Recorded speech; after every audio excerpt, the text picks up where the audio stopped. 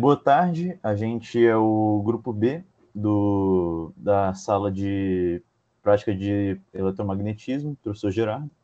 Eu sou o Arthur, estamos aqui com a Daniele, o Guilherme e o Gustavo. A gente vai apresentar um pouquinho sobre a experiência 4. Então, vamos começar. Aí está o sumário do que a gente vai abordar aqui nessas experiências. Então, a gente tem o experimento da intensidade do campo magnético, do galvanômetro, do alto-falante e, por fim, a simulação do freio eletromagnético. Né? Então, aí um resumo. Né? Pode passar. Então, começando, o primeiro experimento foi dividido em duas partes. Na primeira parte, a gente mediu, por meio de um software num celular que estava na disposição da gente, a intensidade do campo magnético. Né? Então, teoricamente, pela lei de Brioux-Savart, a gente tem que o campo magnético, a intensidade do campo magnético é dada por essa fórmula aí de μ0i sobre 4π e essa integral de dl produto vetorial com r chapéu sobre r quadrado. Então, o que a gente almejava entender nesse experimento era como a relação da intensidade do campo ia se relacionar com a distância. Então, a gente vai ver depois, foi posicionado uma régua, né, perpendicular ao celular, que está sendo gravado também, e a gente pode observar que quanto mais a gente vai afastando...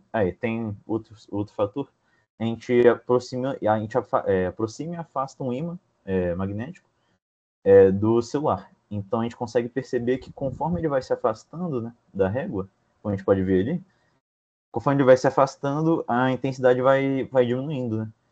E é notório perceber também que essa intensidade vai diminuindo ao quadrado da distância, né? Então, depois de um tempo, ela diminui bem rápido. Tá vendo aí? Até que ela chega bem baixo, que é bem inexpressivo, né?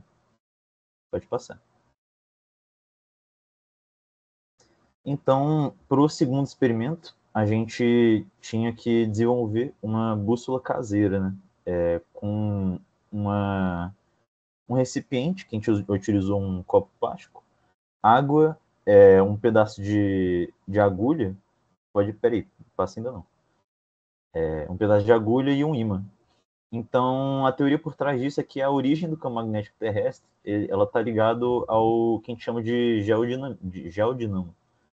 No interior da Terra, o núcleo externo é composto por ferro e níquel em estado líquido, né? Então, quando ele se move, as correntes de convecção e devido à rotação da Terra, esse movimento dos metais condutores gera uma corrente elétrica que, assim, cria o campo magnético global, né?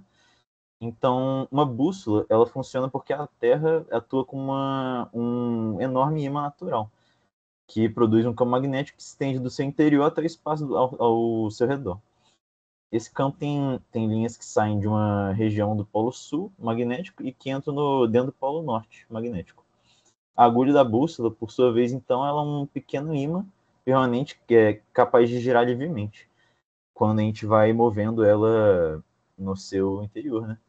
Então, quando a gente coloca sobre uma superfície, ela sofre uma ação desse campo magnético terrestre, que aplica um torque sobre a agulha e faz com que ela se alinhe com as linhas de campo. Esse torque é o que a gente chama de torque magnético, ele pode ser visto por essa expressão de tal igual a m, produto vetorial com B, em que m é o momento de dipolo magnético e B é a intensidade do campo magnético. Né?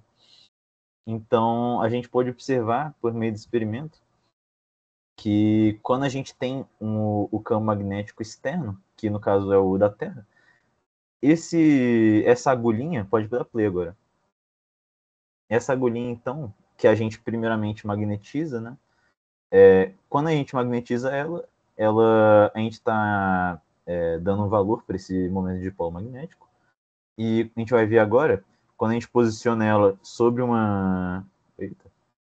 Quando a gente posiciona ela sobre uma folha, para deixar ela mais livre, em meio à superfície, a gente pode ver que, por meio de outro software que simula uma bússola, né, que aponta para o norte real da Terra, a gente consegue observar que o mesmo norte da agulha é o. Aliás, o sul da agulha é o norte da Terra, né? Então a gente vai observar ali, não sei se dá para ver, mas. Ó, ali. Eles estão alinhados, né? Porque a própria agulha sofre esse torque quando ela é magnetizada. Então acho que é isso.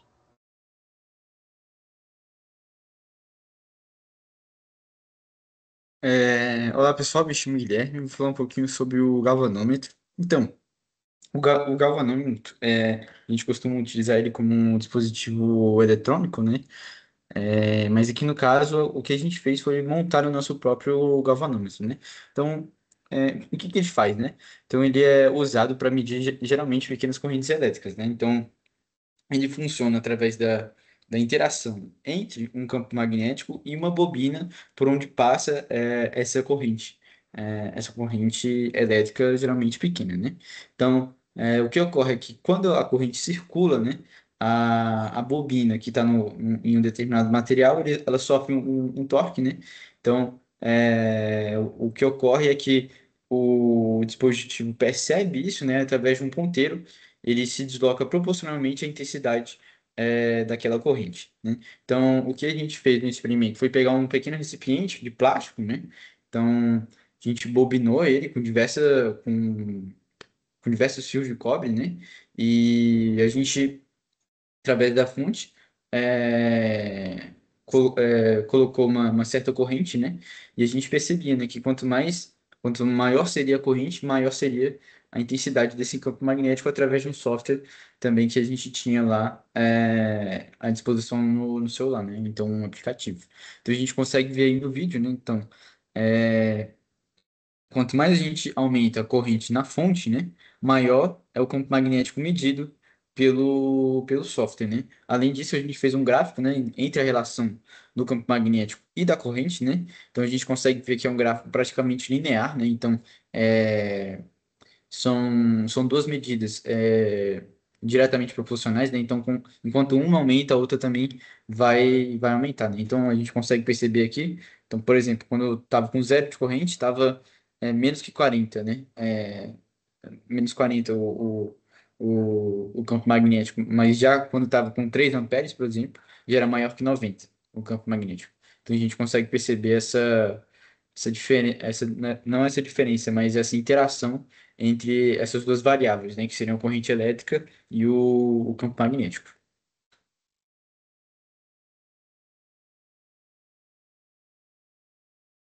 Boa tarde, eu me chamo Daniele e vou falar sobre o alto-falante.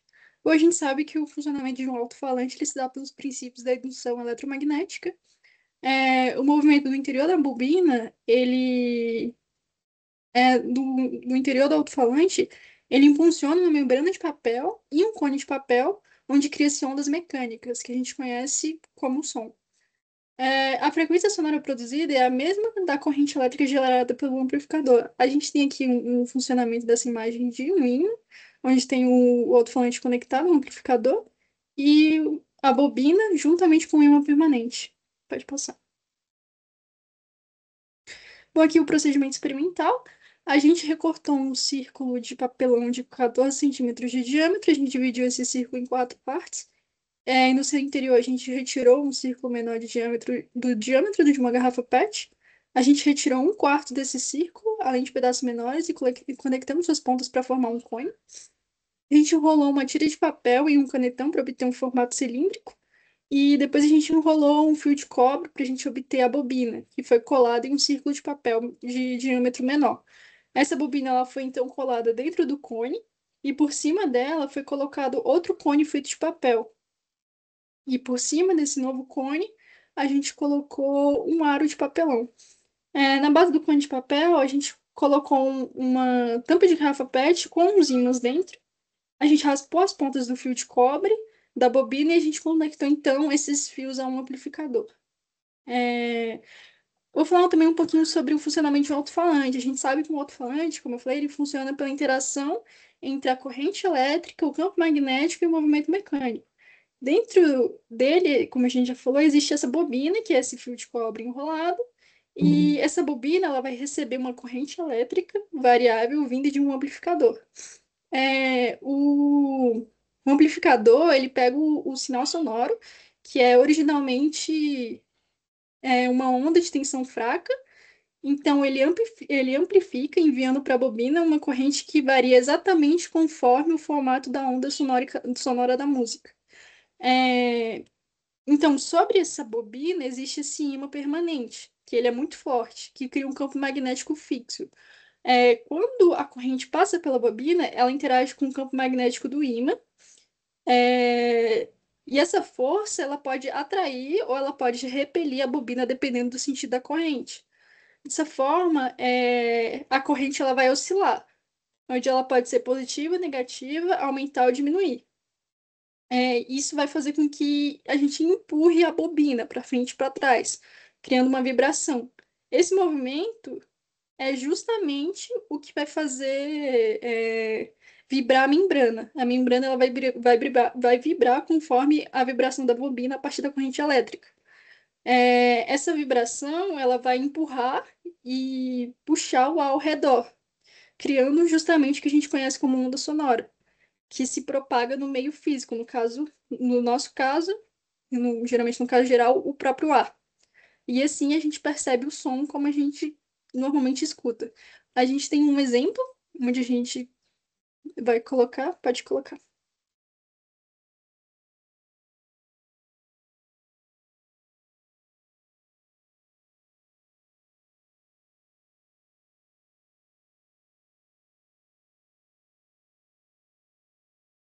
Então é isso. Bom, eu sou o Gustavo, vou falar do experimento dele aqui, que vai ser a simulação do freio magnético. Para dar uma teoria para entender o funcionamento, o campo magnético do ímã ele é capaz de induzir um campo magnético no metal que está próximo. Esse campo magnético gera uma corrente elétrica produzindo um campo magnético nesse metal. Esse campo induzido interage com o campo do ímã, gerando uma atração de ambos, assim freando o movimento. Aqui, eu deixei gravado a simulação e eu vou explicar por cima aqui. A gente já está aqui no Maxwell, né? Onde a gente cria um projeto 3D. Bom, para criar a estrutura, a ideia é que a gente crie primeiro o cilindro. Um cilindro.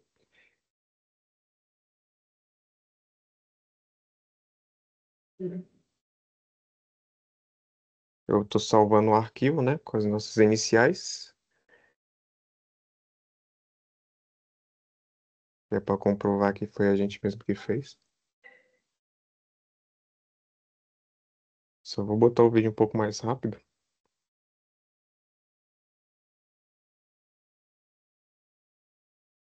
Bom, aqui eu vou criar o cilindro, né?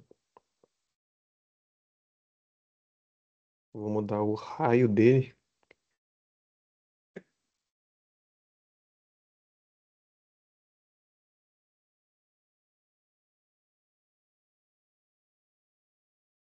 O raio vai ser 25 e a altura vai ser 20.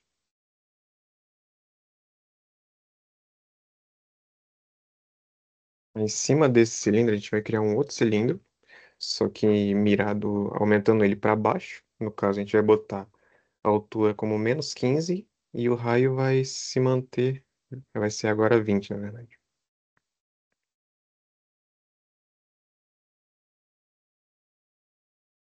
15. É outro de 15, né? Com esses -15 para baixo também. E agora, essa parte de dentro vai ser o nosso ímã. Então, eu vou remover ali esse terceiro cilindro do segundo, ficando nesse formato aí.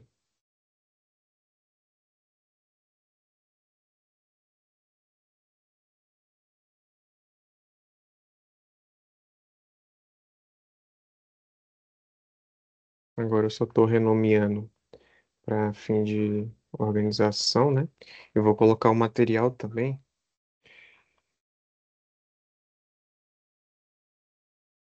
Esse de fora vai ser o aço 1008.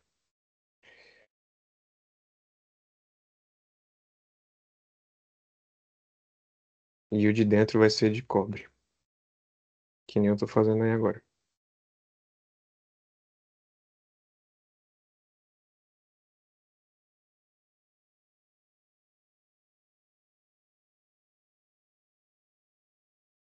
E esse vai ser o aço 1008, que é o Steel Underline 1008.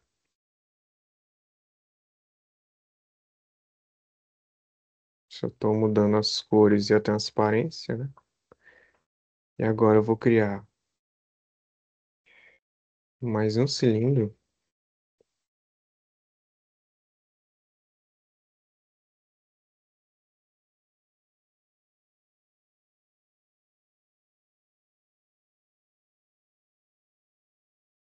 Bom, aqui eu removi também dessa nossa base de fora esse ímã, né? Só que eu mantive ele como cópia, porque senão o ímã ia sumir, né? Que ele tem que ativar a caixinha ali, que eu vou ativar agora, que aí ele não some com o material de dentro, né?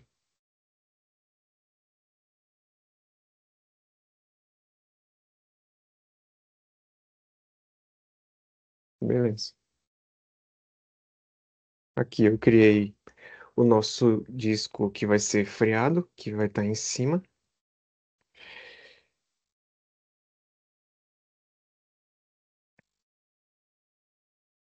Que aí, nesse caso ele vai ser de aço 1008 também. Ele vai ser de raio 25, né? Que é o mesmo raio da parte de baixo, com a altura de 20, mais uma variável que eu criei chamada gap. Por quê? Porque na hora de simular, a gente vai fazer esse disco de cima variar a altura. Então eu boto ali os parâmetros como distância e coloco uma altura inicial, que aí depois a gente vai alterar essa variável. Então a altura vai ser somada com aquele gap, né?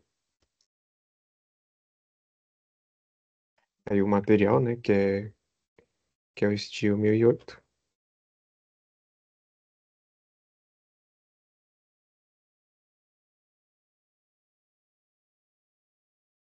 Beleza. Agora, criando um cilindro no meio, que vai servir para um corte de raio 4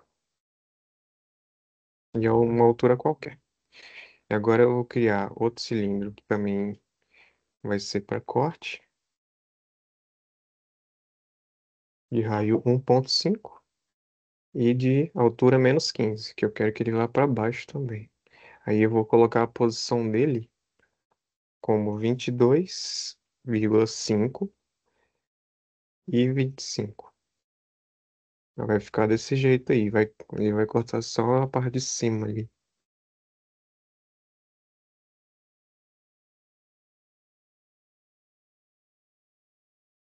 Agora eu vou criar mais três desses, girando em torno do eixo, como duplicatas, né? Em 90 graus mesmo. Só que aí eu ativei aquela caixinha ali para manter em um objeto só, que os quatro cilindros vai ser uma peça só, né? Beleza, agora eu estou removendo com Subtract lá essas partes dessa tampa de cima e da parte de baixo, que são as partes que são de aço, né?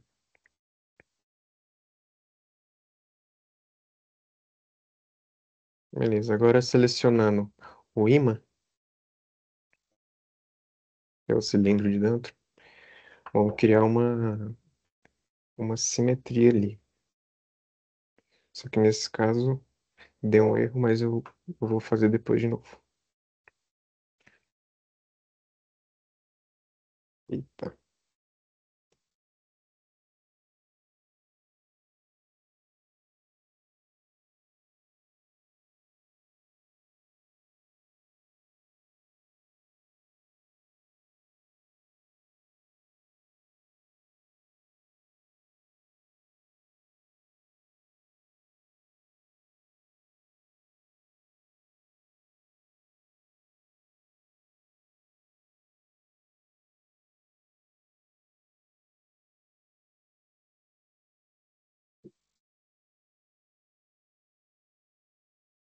Beleza, agora ali criando no ímã de dentro, vou criar um surface e seções, né? Que vai ser seções que eu vou aplicar a corrente aí. Nesse caso, a gente não precisa das duas. Então, eu vou selecionar as duas, vai em Edit, vai em Boolean e Separate. Aí a gente vai deletar uma das duas e vai aplicar uma excitação de corrente ali nessa que sobrou.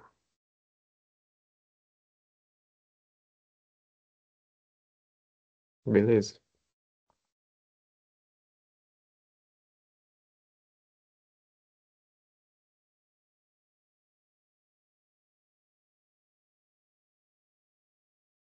Nessa tampa de cima, a gente seleciona ela e aplica uma força. Vai ser a força 1, que depois a gente vai usar ela na hora de enxergar os resultados ali. Agora, criando uma região de simulação, um tamanho qualquer. Beleza. Agora, criando ali um setup de análise. E agora a gente vai criar os resultados ali, onde a gente vai adicionar de forma no linear step, começando em 0,2 até 1, com intervalos de 0,1. A gente adiciona e a gente vai ver os casos de teste, né? Aí a gente seleciona essa caixa aí que vai estar pronta. Aí agora a gente pode abrir lá e começar a análise.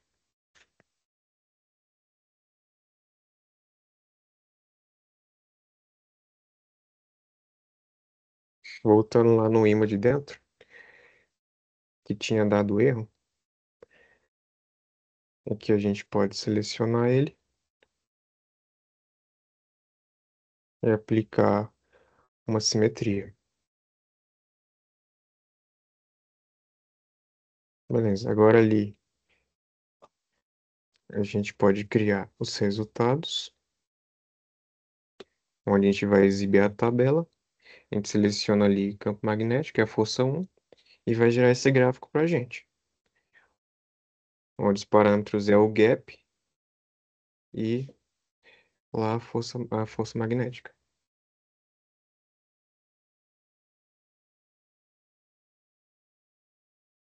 Beleza.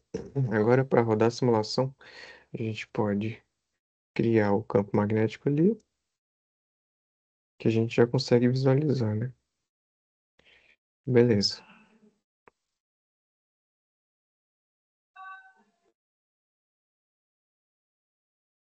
Aqui a gente já consegue perceber o comportamento, né? Onde o campo magnético ali, nessas partes do meio, são mais intensas. E agora a gente vai rodar a animação para ver como esse campo é afetado pela distância do freio de cima.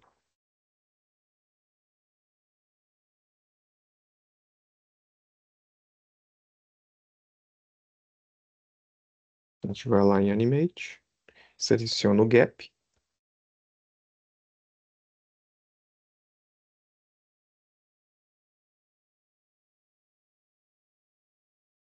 Beleza. Agora a gente vê a placa de cima subindo.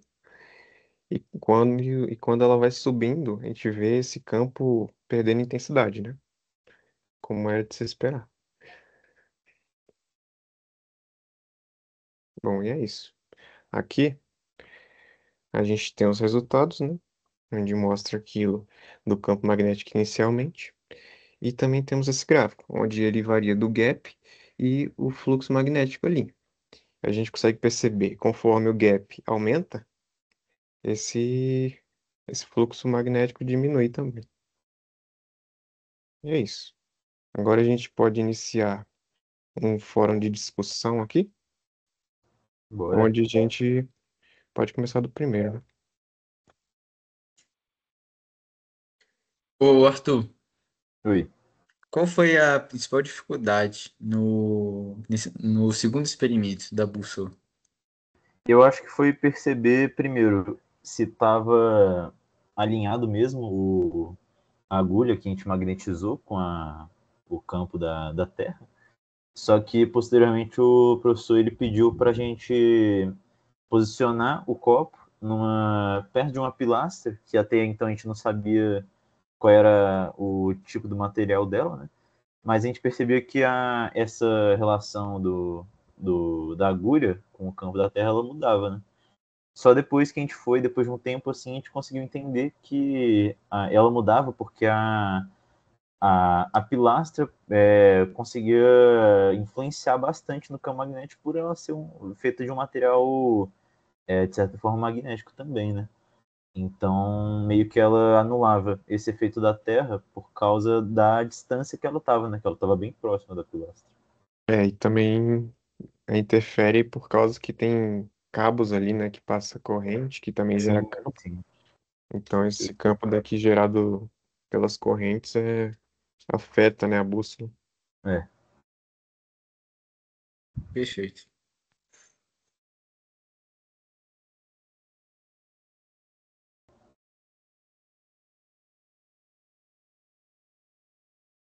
E quanto ao do galvanômetro? O que você achou, Guilherme? Eu acho que, assim, a principal dificuldade do galvanômetro foi montar a bobina. Que quando a gente montou, a primeira vez que a gente fez, estava dando errado, porque a bobina, ela não estava uniforme. Então, ela, tipo, a primeira vez que a gente fez, a gente montou a bobina durante todo esse material de plástico aí. Então, ela estava bobinada em várias partes. Aí, a gente percebeu que estava dando errado, né? Então, não estava dando essa não estava batendo diretamente com a teoria, né? Então, o professor havia falado para a gente que o campo teria que ser uniforme, né? Então, a bobina tem que ser uniforme. Então, a gente concentrou ela em uma determinada parte, né, desse material plástico, e aí a gente conseguiu bobinar ela bem com cuidado, né? Para não ter, tipo, nenhuma bobina, não ter nenhum cobre. Para nenhum cobre estar, por exemplo, em cima do outro, né? Mas está tudo uniforme assim, né? E acho que foi essa a principal dificuldade. Depois que a gente fez isso, deu tudo certo, bateu certinho com a teoria. Beleza. E no alto-falante. Eu acho que do alto-falante foi mais a questão de montar o próprio alto-falante, porque a gente teve que montar de uma maneira correta e coerente. E conseguir os materiais também, porque, por exemplo, os ímãs, o Gustavo conseguiu de um HD velho. Então, é, é mais com relação a adquirir os materiais e montar mesmo. Porque fora isso, foi bem simples, foi só conectar no amplificador e ouvir o som.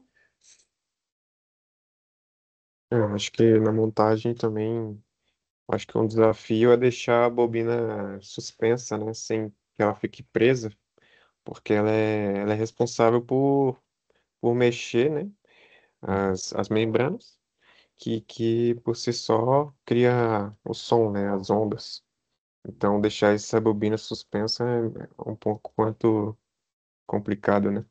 Uhum, É, tanto que a gente tentou colocar um ímã maior, e por ele ser maior, ele não estava deixando a bobina mexer livremente, aí por isso que a gente nem conseguiu êxito nisso, né? Mas quando a gente tentou com o ímã menor, ficou melhor.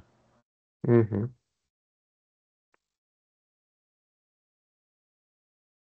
Bom, acho que é isso. Em relação à simulação, acho que a única coisa que deu um pouco de trabalho, que demorou bastante, foi a rodar as análises. Que eu cortei no vídeo, para não deixar muito longo, mas demorou muitos minutos, mais de 10 minutos só para rodar a análise. Então, acho que só isso que atrapalhou um pouquinho, né? De resto, mais alguma coisa? Acho que não.